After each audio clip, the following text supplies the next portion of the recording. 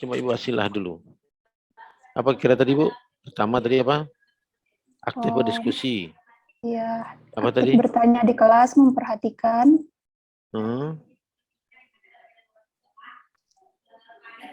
Apakah itu saja? Orang ini kalau aktif bertanya itu berarti dia belajar gitu ya, sedang belajar. Memperhatikan Pak. Disiplin. Bisa dicontohkan, coba. Bisa dijelaskan tuh Bu. Bisa nggak dijelaskan deh, coba.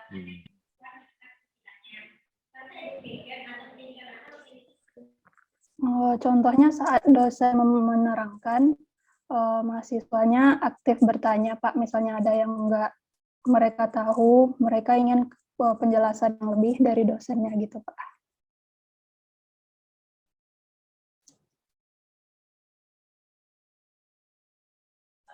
Jadi berarti orang yang aktif bertanya, berarti dia sedang belajar gitu. Dan juga memperhatikan, Pak. Perhatikan. Apa lagi coba? Kalau yang Bu Agita tadi sudah menyatakan perubahan-perubahan. Jadi perubahan ini, tadi perubahan itu. Oke lah, kalau itu baru satu. Karena itu hasil belajar. Sekarang yang proses. Tadi kata Ibu tadi aktif bertanya. Iya, Pak. Jadi kalau aktif bertanya berarti itu dia sedang belajar. Oke, yang lain baru dua cirinya. Silakan Bapak Ibu. Saya minta mungkin Bu Nafrina. Silakan Bu Nafrina. Terima kasih Bapak. Kalau menurut saya, orang yang sedang belajar itu ciri-cirinya adalah mereka hadir, baik secara fisik maupun pikiran dalam suatu ruang belajar, bisa atau bisa juga di luar. Yang jelas mereka menghadirkan fisik dan pikiran mereka untuk mengetahui sesuatu. Kemudian memiliki sumber belajar. Sumber belajar bisa dosen atau buku, berbagai sumber yang bisa membuat mereka mendapatkan sesuatu. Dan mereka memiliki rasa ingin tahu tentang sesuatu yang harus mereka temukan jawabannya. Kemudian ada melakukan interaksi dengan lingkungan belajar, baik itu ya dengan buku, dengan dosen, atau dengan rekan sejawat. Begitu Pak. Contohnya gimana Bu? Kalau untuk kehadiran secara fisik dan pikiran itu, ya seperti sekarang ini Pak, kita sedang dalam proses belajar. Saya di sini ada, fisiknya ada, walaupun secara virtual, tapi kan fisik saya ada, dan pikiran saya ada di sini. Saya tidak memikirkan yang lain. Kemudian saya memiliki sumber belajar, saya memiliki Bapak di sini, dan kemudian ada bahan yang di upload juga di portal e-learningnya.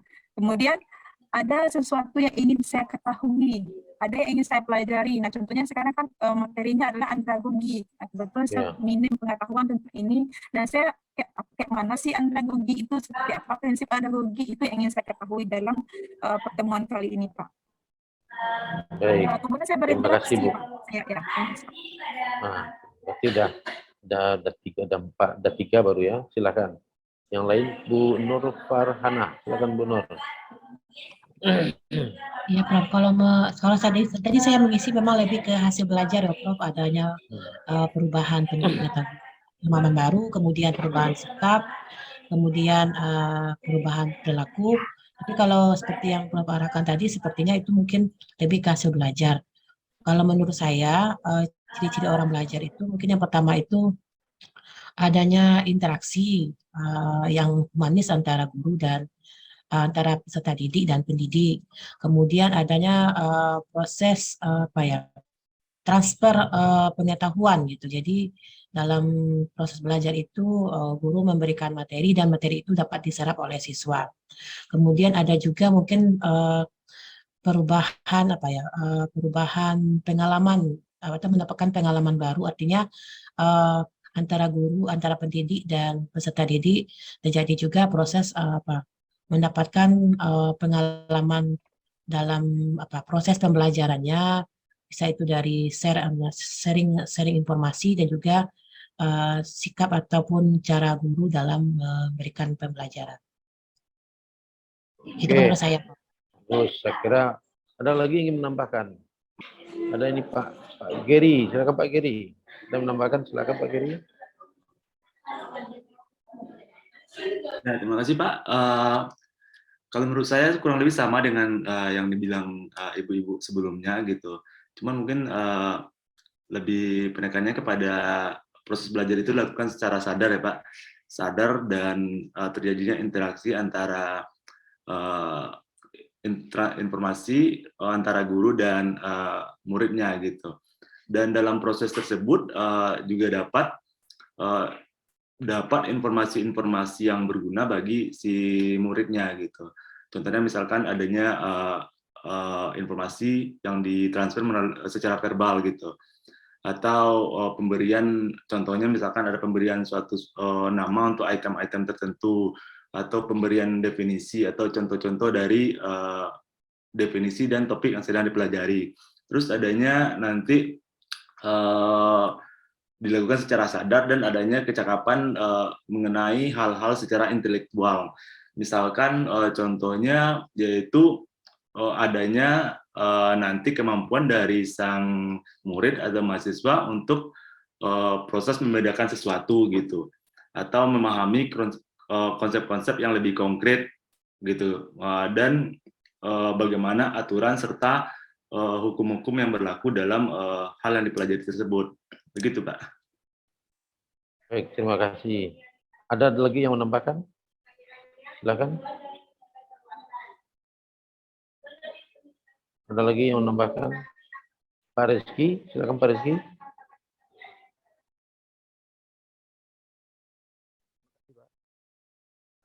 Saya belajar itu merupakan sebuah proses yang dilakukan secara sadar yang melibatkan aktivitas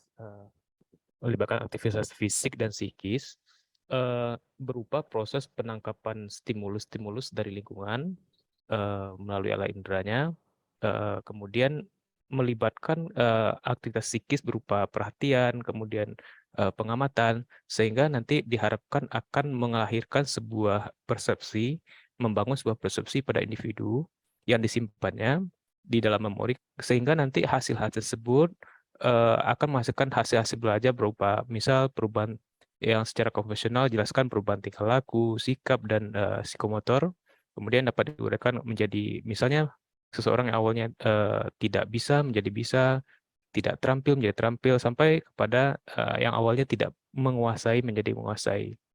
Saya pikir itu pendapat dari saya, Pak. Terima kasih, Pak.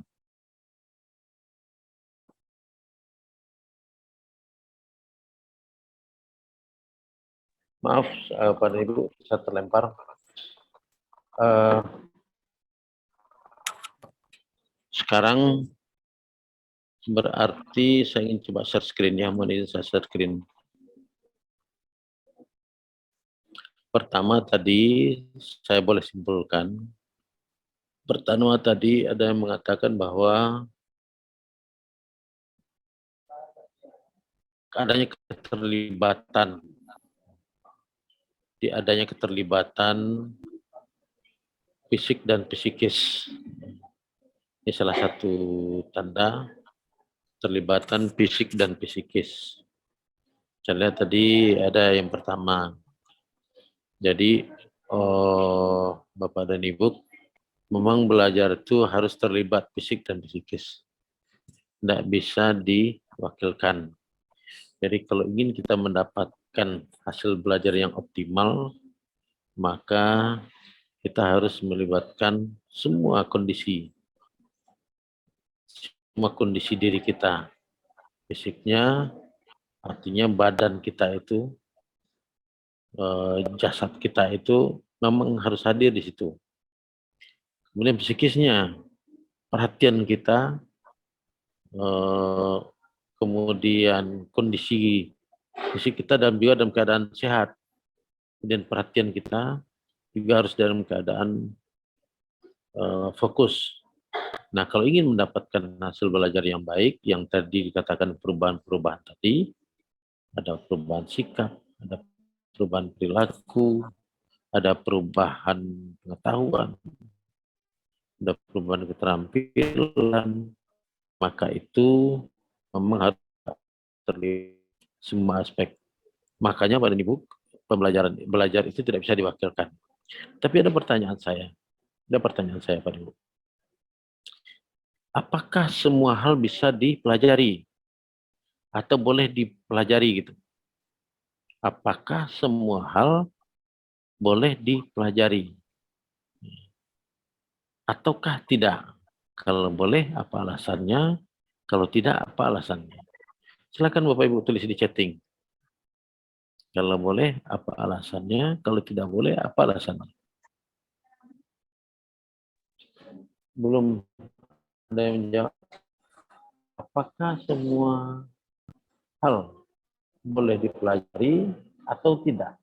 Kalau boleh, apa alasannya? Kalau tidak, apa alasannya? Silakan, saya tunggu jawaban chatting.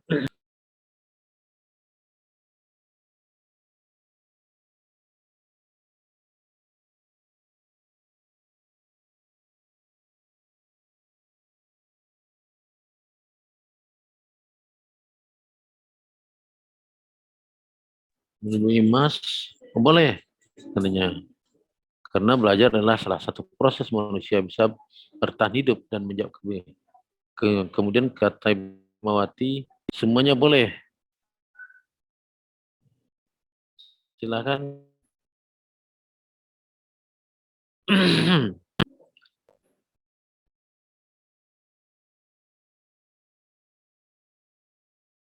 Pak Fri ada kan mengamalkan teori belajar ini. Tadi teori belajar itu semua fisik dan psikis harus hadir gitu. Pak Fri, Pak Zadrian sudah menerapkan teori belajar tadi yang disampaikan teman-teman. Nah, kayaknya belum. Ini kayaknya belum nih, saya lihat nih. Pak Fri sama Pak Zadrian kayaknya belum menerapkan teori yang diterapkan teman-teman tadi. Pak Fri sudah. Karena kata teman-teman tadi belajar terus melibatkan fisik dan psikis. Kalau Mawati boleh. Yang lain silakan. Kata Bu Nofrina, tidak semua ilmu boleh dipelajari karena belajar itu memiliki tujuan. Kalau Bu Nursyifa juga apa saja boleh dipelajari. Silakan, saya tunggu sebentar. Yang begitu juga tadi ada teman, ada Bu apa ya Bu Islah. Kalau belajar itu harus aktif katanya. Aktif bertanya, aktif menjawab. Jadi kalau teman-teman yang tidak aktif bertanya dan tidak aktif menjawab, itu bisa jadi dianggap oleh Bu Islah tadi itu tidak belajar namanya. Berarti itu tidak sedang belajar. Berarti perhatiannya terbagi. Ya, terbagi. Sekarang kita ingin buktikan pernyataan dari Bu Islah tadi Bapak ya lagi tadi bahwa memang belajar itu membuat aktif. Nah, sekarang kita buktikan memang teman-teman sedang aktif belajar atau aktif yang lain. Oke, kemudian nah saya ingin saya cukup. Kemudian saya minta Bapak M. Said M. Sandi Rais. Silakan Pak M. Sandi. Atau Bapak tidak boleh, apa alasannya? Silakan Pak M. Sandi. Baik, terima kasih Pak. Berikan contohnya Pak Sandi. Baik, menurut saya semua ilmu itu tidak harus dipelajari karena ada sebagian ilmu itu yang bersifat merusak, dan dan mengganggu kehidupan orang lain. Dan contoh-contohnya itu contohnya ilmu sihir, mantra dan lain-lain. Saya rasa seperti itu, Pak. Dan tidak dibolehkan yang merusak bertujuan untuk merusak agama. Saya rasa seperti itu sih, Pak. Oke, jadi memang tidak boleh karena bisa merusak agama. Jadi kami tak menjawab dari pertanyaan dari yang lain. Mungkin ada yang lain bisa membantu menjelaskan. Ya, karena kata Pak Sandi tadi tidak boleh karena itu bisa merusak agama. Kata beliau. Silakan Bapak Ibu yang lain, hampir semuanya mengatakan boleh nih. Nah, karena hampir semuanya mengatakan boleh, pelajari dalam proses belajar itu masih dalam konteks sesuai dengan ajaran agama, boleh. Nah, ini lagi nih, Pak Weri. Silakan Pak Weri. Silakan Pak Weri. Dalam konteks agama itu selama itu dalam konteks agama itu boleh. Saya kan Pak Weri Iya, Pak. Sirait. Ini Iya, bisa Pak. menjelaskan. Izin menanggapi, Pak. Ya, dengan Pak Weri. Sebelumnya, ya, betul yang dikatakan tadi sama Pak Sandi. Sebenarnya kalau ilmu itu ada beberapa ilmu yang tidak boleh kita pelajari. Nah, yang ilmu yang tidak boleh kita pelajari ini kalau kita dalam agama Islam, khususnya Pak ya, itu yang keluar dari konteks agama kita, Pak. Karena kenapa? Karena kita belajar itu pasti harus didasari dengan dasar iman dan nilai norma-norma, Pak. Baik. Nah, kalau Pak Geri ini boleh. Kenapa nih Pak Geri? Kok bisa boleh? Semua harus boleh dipelajari. Kalau Pak Geri tidak boleh. Itu harus ada batasannya. Kalau dasar agama bisa dipelajari. Kalau boleh ini, gimana? Silakan Pak Geri.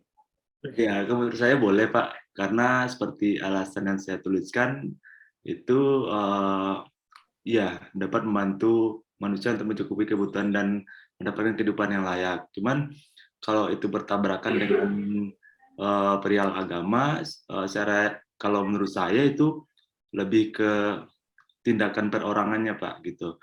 Kalau soal ilmunya, menurut saya itu boleh dipelajari gitu. Baik itu yang diajarkan ataupun diperbolehkan atau tidak diperbolehkan oleh agama gitu. Yeah. Tapi actionnya itu yang tidak boleh gitu. Kalau itu dilakukan begitu Pak. Oh gitu. Jadi artinya dipelajari boleh, tapi tidak harus diterapkan gitu. Iya Pak.